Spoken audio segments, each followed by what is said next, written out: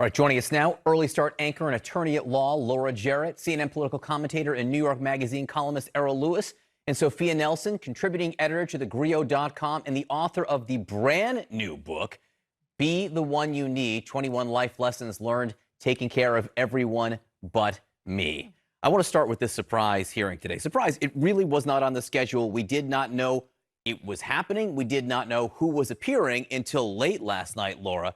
Cassidy Hutchinson, described to me by a D.C. reporter friend, she knows everything. Yeah, and the question is she willing to spill the beans? You know, the committee says it had new evidence, and so presumably there is something there in addition to what they already learned in the fact that she sat down for 3 different depositions, I believe. She's already given us quite a bit on pardons discussions. She's given us quite a bit, interesting legally, on the discussions that Pat Cipollone, the former White House counsel, had with Trump and other members of Trump's orbit, talking about the fact that what they wanted to do would be a violation of the law. She could talk about that. She knows all about the movements on January 6th. She knows where Trump was. She knows where Meadows was as his former aide. She knows quite a bit. And I think the question is just how far is she willing to go? One other interesting point here, you know, she switched attorneys recently. She was represented by Trump's former ethics lawyer. She has now switched to Chuck Cooper, a very high-powered defense attorney. He used to represent Jeff Sessions. So it's interesting strategically just what that means and whether it means maybe she's more forthcoming now. We don't know. But there's a move there. That is interesting. Also, she is pretty, when you look at the deposition video, she's pretty forthcoming. Mm-hmm. She answers the questions that they're asking. Very straightforward, very credible. I mean, and that's the point of a witness, especially when you have one on videotape, is to assess her credibility, her demeanor, and so forth. There are things we're going to hear under oath, presumably today, that have been reported that are really quite explosive, like her former boss, Mark Meadows, apparently burning papers in his office. What's that all about? Let's hear it under oath. Let's find out where and why. You know, what was in those papers? What was Mark Meadows saying? Why did he wave her off? Something he normally wouldn't do, she said, in the middle of all of the chaos on January 6th. So, you know, as we piece all of this together, it's really going to be, I mean, to the committee's credit, that they have not just stuck to the set plan, but as new information comes forward, they're going to try and release it to the public as quickly as possible. What about the theatrics of making this a surprise hearing? Does that raise expectations? It does, but I agree with Earl that one of the things I was concerned about is that there was going to be this hiatus till next month. And I thought that was a no-no, given that the numbers are moving in the right direction. Even 20% plus of Republicans now think that there was a crime committed and that there's a problem. I'd like to see that number a lot higher.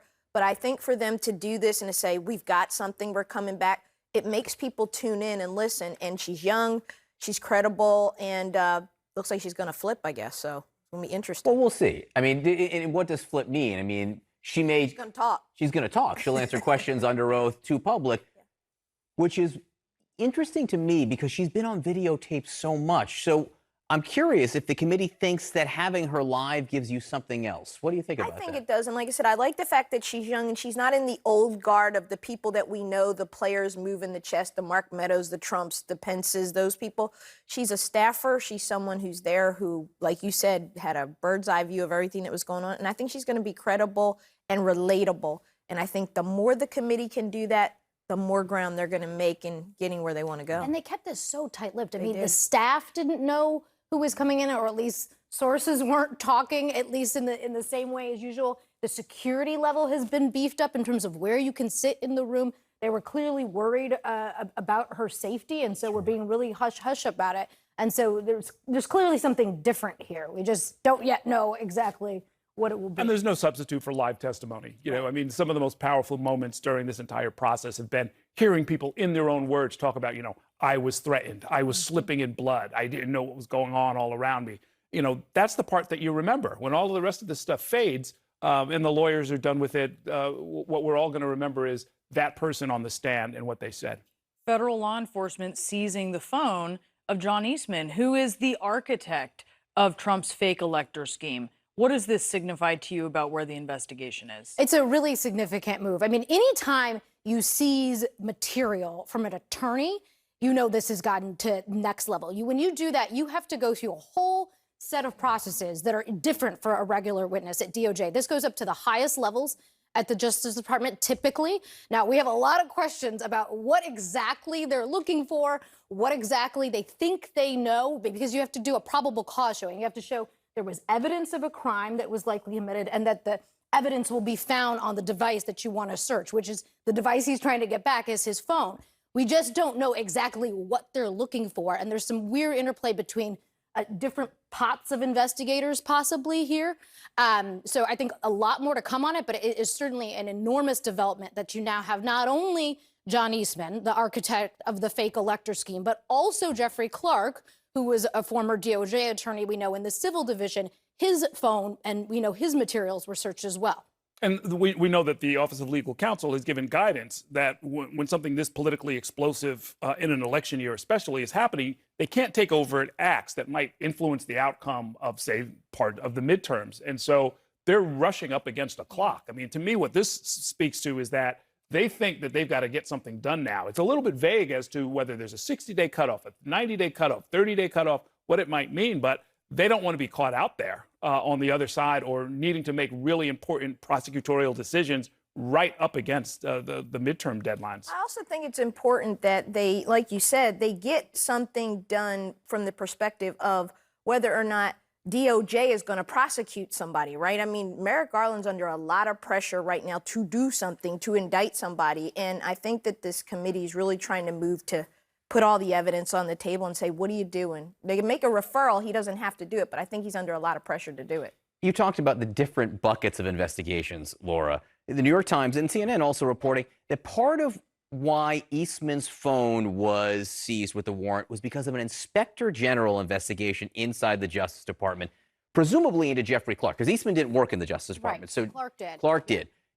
An inspector general report looks at corruption, misconduct as part of your job. Yeah. Which seems substantively different than trying to steal an election. I know trying to steal an election is probably not part of Justice Department guidelines. I don't mean to be glib here, but it seems to me that if that were the central focus, that would be a separate investigation. And perhaps they're on dual tracks. Perhaps they're working together. Perhaps they're sharing information. Certainly, if you go to a restaurant and you take someone's phone and you have a federal search warrant, that feels quite aggressive and serious and not typically what you would see from the IG investigators. And so perhaps that piece is separate. We really just don't know. And I think more reporting will come out on this. But what we do know is obviously that they were both under investigation. They both had search warrants. And as a former DOJ attorney, Clark obviously is well within the IG's purview. And you're right, we don't know. And this happened last week, and we're just finding about it overnight. That shows you how much we don't know. It took us a week to learn this at this point. All right, everyone, stand by. We have a lot more to discuss here.